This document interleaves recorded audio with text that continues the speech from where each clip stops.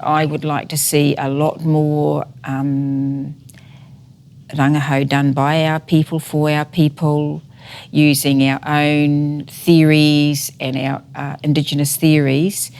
And the important and the exciting part about that is that we're actually going to see our own history reshaped and rewritten, and that's really crucial as educators, that we ensure that the children that we're teaching and the children that our students are going to be teaching get the correct information through that, and that's all carried out through the Rangahau process. So it's crucial to be an effective practitioner, a professional in education.